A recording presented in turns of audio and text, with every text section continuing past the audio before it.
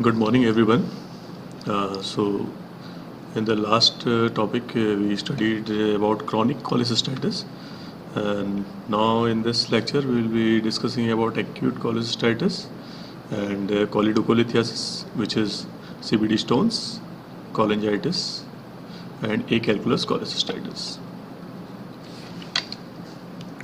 So, first of all, let's discuss acute calculous cholecystitis. So, it is related to 95% in cases of gallstones. That means in 5% cases, there is a possibility that there may be no gallstones and still the patient may be having cholecystitis. So, the pathogenesis is first of all, there is obstruction of the cystic duct. So, when there is obstruction of cystic duct, the gallbladder will distend and there will be mucus collection inside the gallbladder.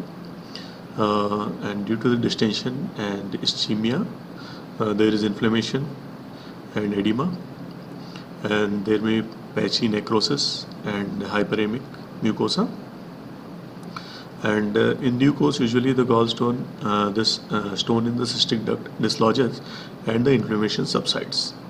But if the cystic duct is impacted with the stone, the inflammation may be continued.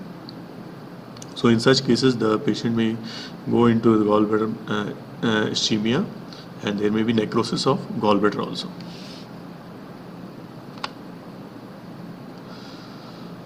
So the possibilities may be the empyema of gallbladder when there is pus collection inside the gallbladder, mucocele of gallbladder when there is mucus collection inside the GB, a result of blockage of cystic duct, and there can be possibility of emphysematous cholecystitis. Emphysematous means gas forming organisms are present, and the gallbladder wall and lumen, there may be gas which can be seen on radiography.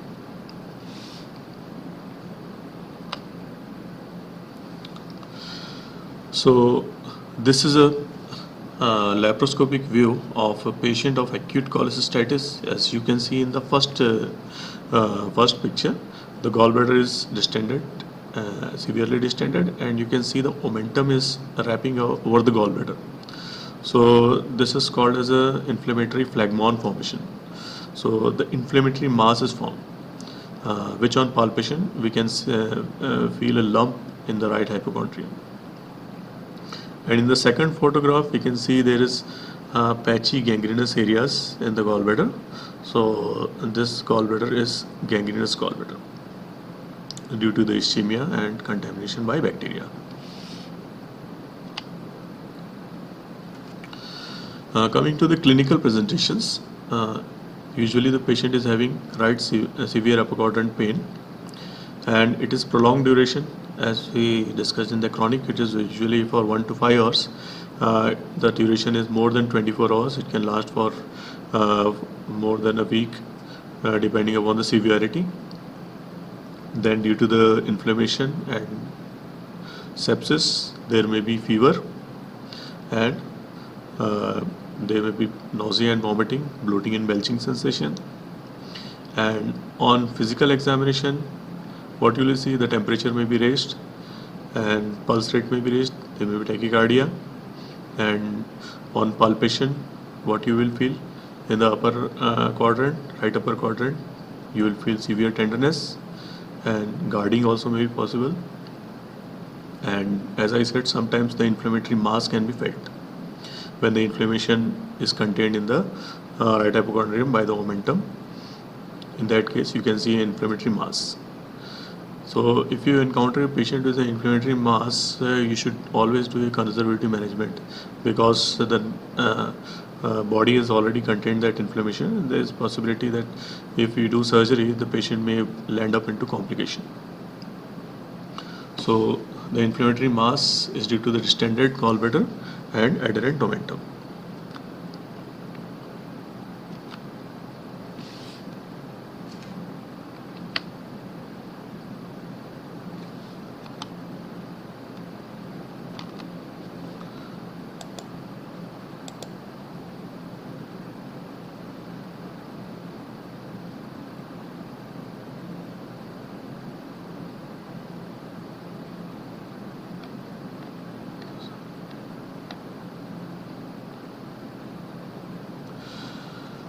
So continuing with the physical examination, uh, Murphy's sign is elicited.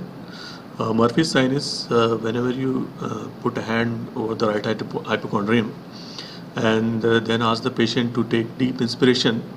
Uh, the patient, when there is movement of diaphragm and the gallbladder goes downwards and the gallbladder touches the examiner's hand, so the patient will feel excruciating pain, and then the patient will hold the breath due to the pain. So that is known as Murphy's sign. So Murphy's sign is seen in the acute cholecystitis. Then on blood investigations, on CBC, you can see the counts will be raised as a sign of inflammatory process. It is in the range of 12,000 to 14,000, and there can be mild derangement in liver function test. Bilirubin, alkaline phosphatase, SGPT are marginally raised. Amylase is also mildly raised.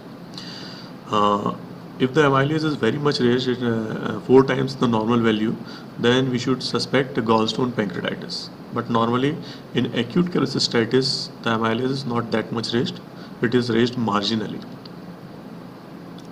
And if the patient is having severe jaundice, that means if the bilirubin is very much raised, 4 to 5, then we should suspect a CVD stone. There is another typical feature which is called as a Meniere's syndrome.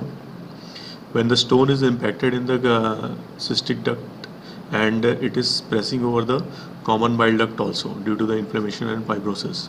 So in that case also you can see jaundice in patient. So there is a picture of Meniere's syndrome. As you can see, the stone is impacted in the cystic duct and it is pressing over the common hepatic duct, and there is an inflammatory process, and due to the edema and the fibrosis there is blockage of the common hepatic duct, so this will lead to jaundice. And as you can see, the Calot's triangle is also frozen. The Calot's triangle cannot be defined because it's the angle of the cystic duct and common hepatic duct and the inferior surface of liver. So you can see there is Calot's triangle cannot be defined, and in such cases there is very much possibility of complications. So whenever we encounter any patient of Meniere's syndrome intraoperatively, we do not do complete cholecystectomy. If we can either do a partial cholecystectomy and oversee the defect, or we can do a resection of the gallbladder and we can do a choledochojejunostomy to relieve the obstruction.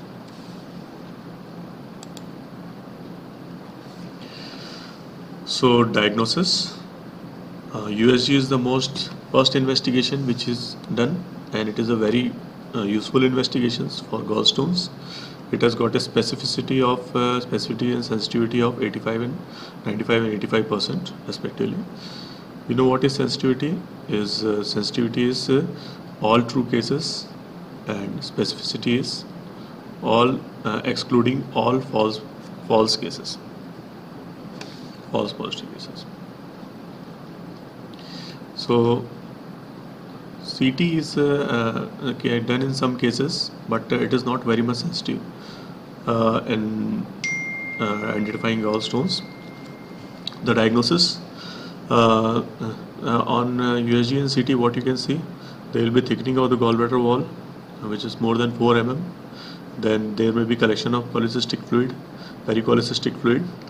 Gallbladder is distended, and sometimes you can see the impacted stone in the CBD, in the cystic duct, and the sonographic Murphy's sign can be elicited.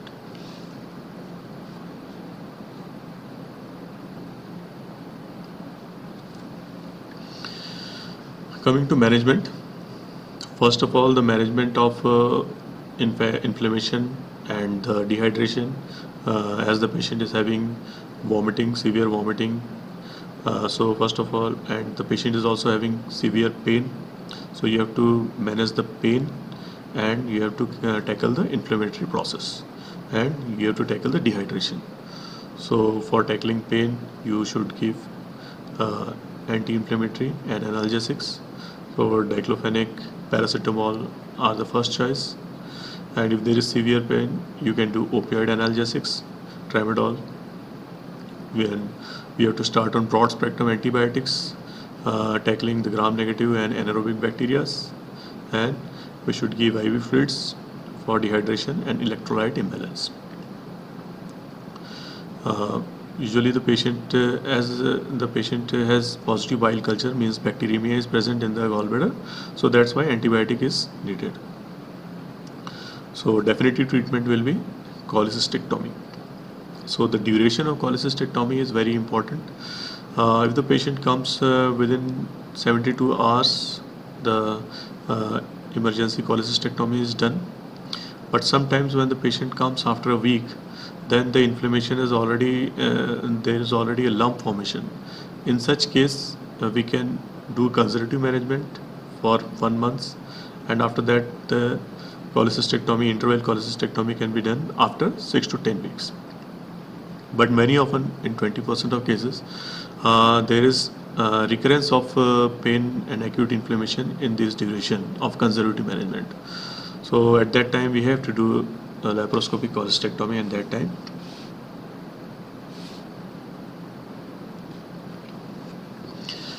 So the preferred approach should be laparoscopic cholecystectomy, but in acute cholecystitis there is high chances of conversion from laparoscopic to open procedure because there is so much inflammation. So there is 20% conversion rate from laparoscopic to open procedure. And if the patient is operated within 48 hours, the procedure is more likely to be completed laparoscopically. Now the other factors which predict the need for conversion to open is the age of patient, if the male gender, if the patient is male, because usually it is said that male patients have more severe cholecystitis, and the laparoscopic cholecystectomy is more difficult in male patients. Then obesity is another factor, and then when the thickness of the gallbladder is more than 4 millimeters. Now the complications are empyema gallbladder, emphysematous cholecystitis, and perforation of gallbladder. So in all these cases, emergency cholecystectomy is done, mostly open cholecystectomy. Now there is also role of partial cholecystectomy and cholecystostomy. So partial cholecystectomy is done when is severe inflammation in the Calotte triangle, so that the anatomy cannot be elicited properly. In that cases, to avoid bile duct injury, we can do a partial cholecystectomy, and we can preserve the remaining 1 centimeter of the gallbladder neck area, and we can cauterize the gallbladder mucosa. Then there are some patients who are in ICU who are unstable, hemodynamically unstable, or having respiratory or cardiac problems. In such cases, the surgery is not possible. The patient cannot tolerate anesthesia. In such case, there is option of percutaneous cholecystostomy. Cholecystostomy means putting a tube inside the gallbladder and drainage of the contents, so that the distension may decrease and there will be the inflammation may be subside.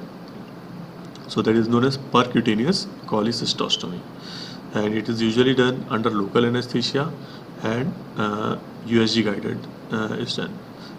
Means we do USG and see the gallbladder and put a tube under guidance of USG. Then followed by cholecystectomy, followed by laparoscopic cholecystectomy after 3 to 4 months when the inflammation completely subsides.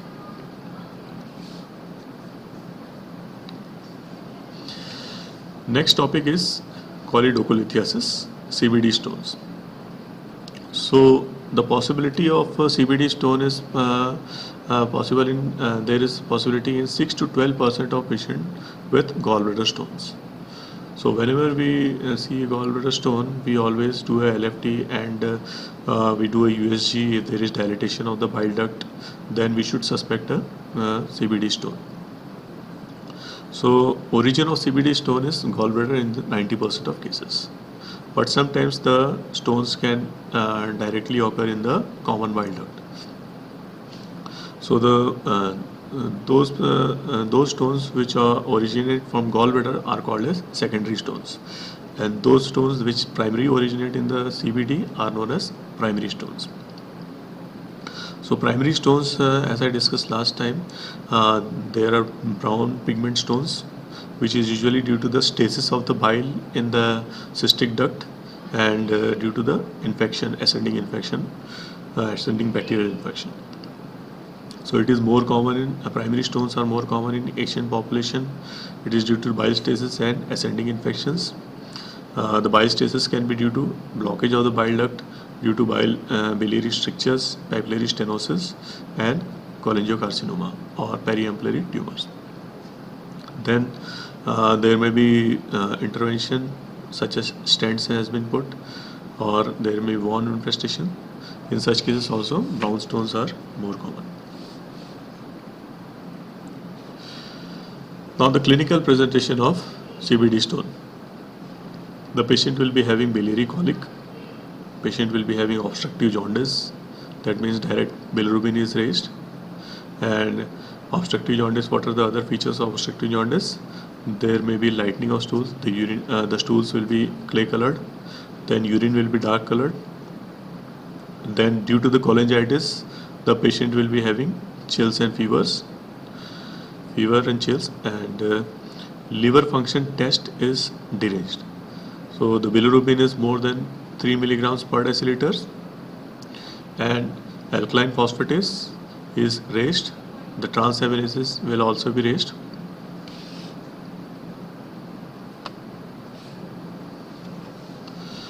So how will you diagnose? So ultrasonography again is the first important diagnosis and important investigation for diagnosis of gallstone, CBD stones. So in a patient of gallstone with jaundice and biliary colic, if you encounter a dilated CBD, you should always suspect CBD stones. So the dilatation should be more than 8 mm and there will be jaundice also. So but the ultrasound has some limitation for CBD stones, because when the stones go distally to the ampulla of the CBD, the distal part of CBD, that means the retroduodenal or retropancreatic part of the CBD, so it is not visualized properly due to the bowel gas. So the echogenic shadows in CBD are only present in 60 to 70% cases in USG. So for that reason, when we are suspicious of CBD stones, then we should order MRCP. So magnetic resonance cholangiography is a very sensitive and specific test for CBD stones. So advantages of MRC is that there is no need of any invasive procedure. So ERCP is avoided. So in such cases in which we are not very sure that CBD stones are present, we can first of all go for MRCP, and if MRCP there is positive stones in the CBD, then we should go for ERCP. So third investigation is ERCP. The advantages of ERCP is it is diagnostic as well as therapeutic. Therapeutic means we can remove the stones through ERCP.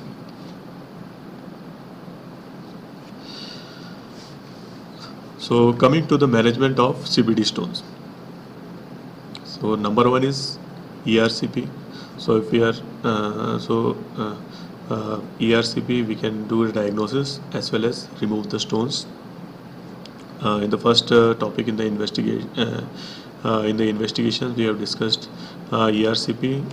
It is done via duodenoscope, side viewing duodenoscope.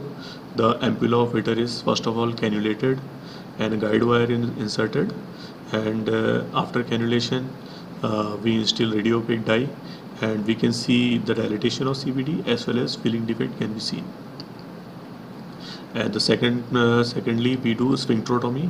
That means the ampulla of Witter is dilated so that the stones can directly pass through the ampulla of Witter, and those stones which are not removed by sphincterotomy, we can put a Dormier basket or a self-retaining balloon catheter to remove the stones. So that is ERCP.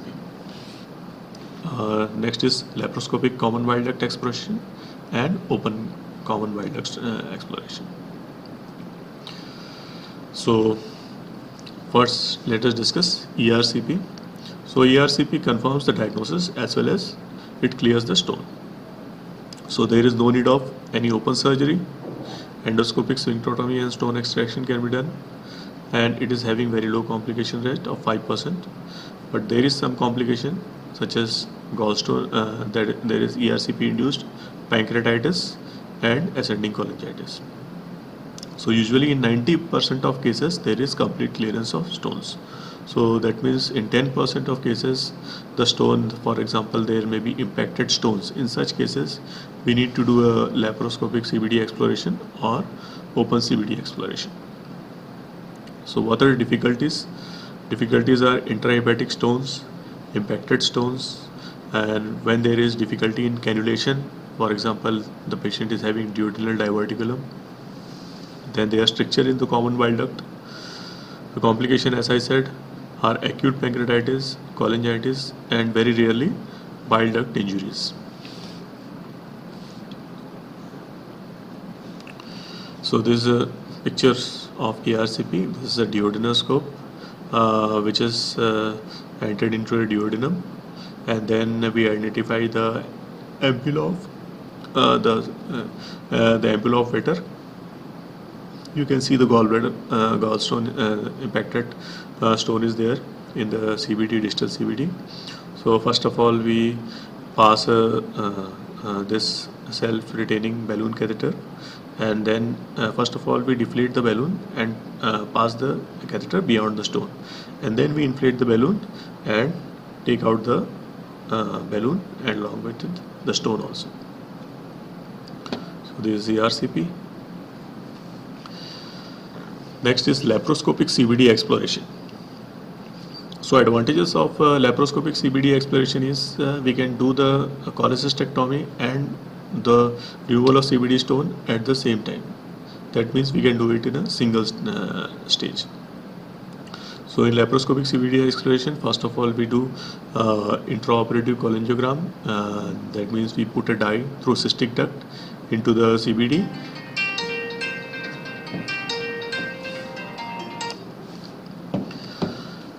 So we put a dye into the common bile duct, and then we take an X-ray, and if the radius opaque shadows are present, then we are sure that the CBD stone is there.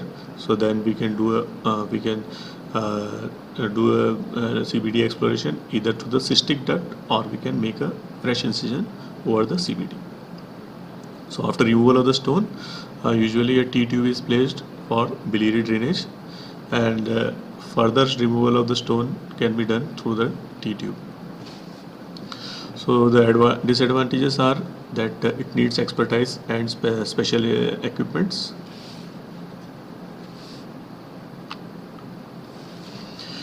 Coming to the open CBD exploration. So open CBD exploration is usually not done nowadays because most of the stones are diagnosed preoperatively and can be removed through the ERCP.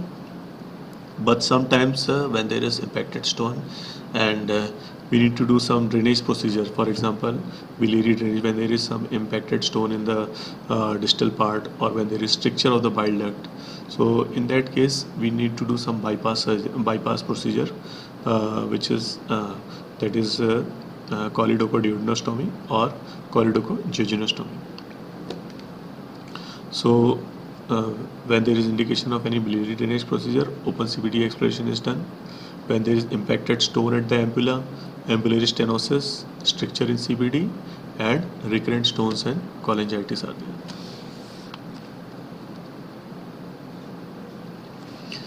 So these are the biliary drainage procedures. Number one, in the first diagram we can see this is a choledochoduodenostomy. That means we are anastomosing the common bile duct with the first part of the duodenum. This is a end to side anastomosis, and in the second diagram we are seeing it is Roux-en-Y choledochogyginostomy. This one is Roux loop, and this Roux loop we are anastomosing it with the common bile duct. I will talk in brief about gallstone pancreatitis. It is another complication of gallstones, which we will discuss separately when we will discuss the acute pancreatitis. So gallstone pancreatitis, the reason is when there is blockage of pancreatic duct by the stone, as pancreatic duct and common bile duct are having common channel. So when there is blockage in the common channel, or when there is temporary obstruction due to the passage of stone through the ampulla. So in ultrasound we can see the gallstone and choledocholithiasis. Treatment is if there is compacted stone in the CBD, we do ERCP and sphincterotomy and extraction of the stone. Further, we can do cholecystectomy to avoid further recurrence of gallstone pancreatitis.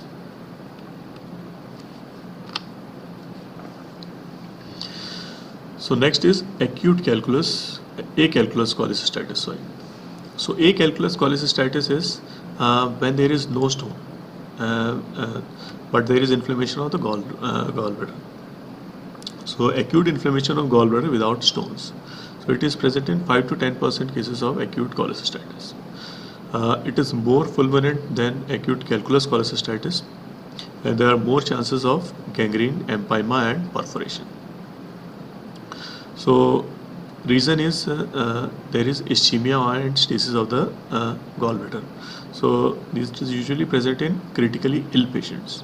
For example, patients of polytrauma, burns patient, the patient who are having long-term parenteral nutrition, and major operations like abdominal aneurysm and cardiopulmonary bypass. So in all these cases, there is when the patient is having long-term parenteral nutrition, usually there is gallbladder stasis because there is no emptying of gallstone, as there is no food entering the intestine. The patient is having patient takes fluid and nutrition by the IV route. So in such cases, there is gallbladder stasis and bacterial contamination by ascending infection. So there is cholecystitis, and again after major operations there is ischemia of the gallbladder. There is in that cases also acalculous cholecystitis can occur.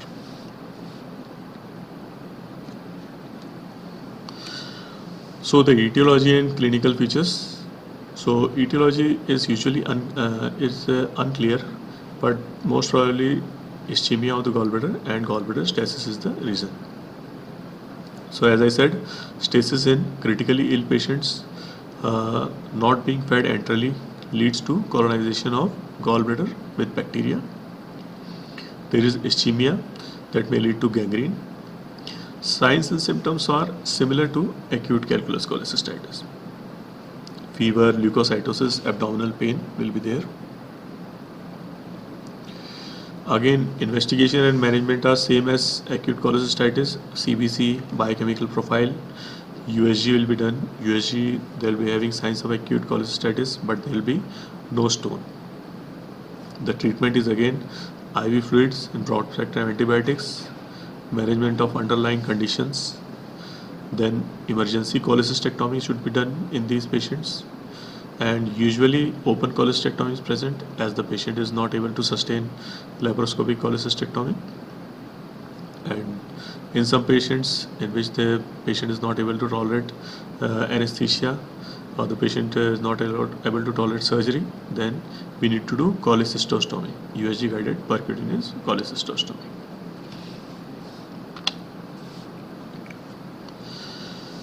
Next topic is acute cholangitis. Acute cholangitis means there is ascending bacterial infection of biliary duct system with obstruction. That means there is infection of the biliary channels. So usually the bile culture is positive in these patients, and the most common organism is E. coli, Klebsiella, Streptococcus faecalis, and Bacteroides species. So what is the reason of acute cholangitis? Usually, again the same. There is stasis of the bile due to the obstruction, and due to the obstruction, the intraductal pressure is increased. Normal intraductal pressure is 7 to 14 centimeter of water, and the duct pressure is increased to 18 to 20 centimeter of H2O. So when there is increased ductal pressure, there will be the reflux of the bacteria into the blood and lymphatics. So when there is bacteremia, the patient will be having signs of toxic cholangitis. The signs of septicemia will be there. So the causes of obstruction will be CVD stones, benign structures, biliary enteric anastomotic strictures. We discussed biliary enteric anastomosis. One is choledochojejunectomy and choledochoduodenostomy. So when there is stricture in this anastomotic sites, again the patient may land up into cholangitis. Then the obstruction may be due to malignancy such as cholangiocarcinoma and periampullary cancers. So these may be the causes of obstruction. The clinical features. So clinical features are, number one is fever, chills, jaundice and pain. So fever, chills, jaundice and abdominal pains, these three features combine to form a triad which is known as Charcot triad. So you should remember Charcot triad is fever, pain and jaundice. These three symptoms combined to form Charcot triad. And when another two features are combined with this triad, hypotension and mental status changes. So then it is called as Raynaud's phantoid. So these are signs of toxemia. There will be hypotension and mental status changes will be there.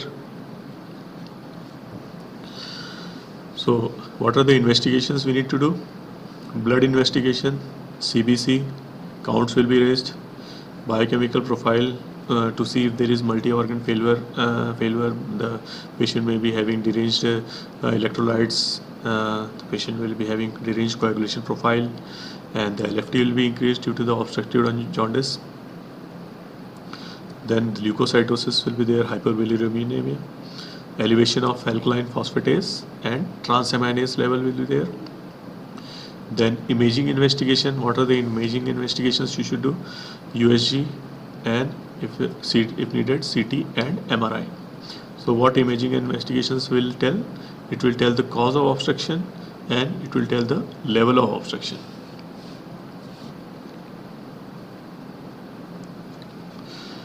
Then next investigation, which is also therapeutic also, is cholangiography.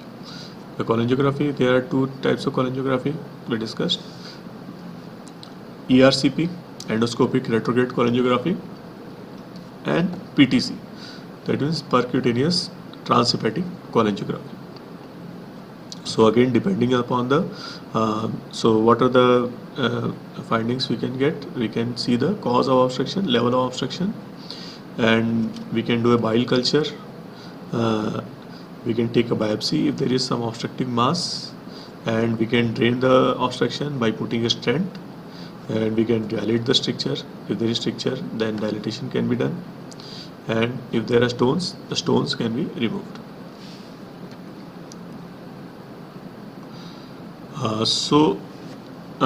Depending upon the site of obstruction, if there is higher obstruction, we do PTC, and if there is lower obstruction, we do ERCP.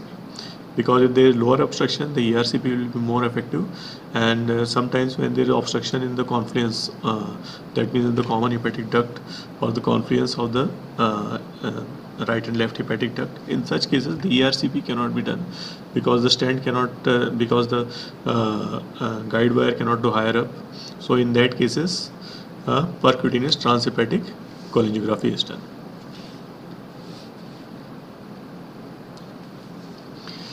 Next is management of cholangitis. So first of all is we'll control the septicemia. For that we give IV fluid and antibiotics.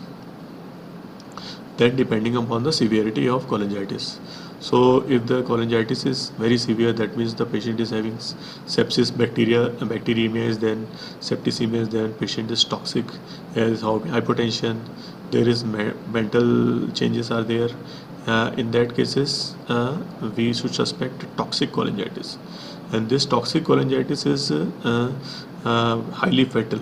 So in such cases, urgent biliary decompression is needed. That means drainage of the contaminated bile. So depending upon the level, as I said, we can do either a PTC for higher obstruction, and we can do an ERCP for lower obstruction. But sometimes these two procedures also fail.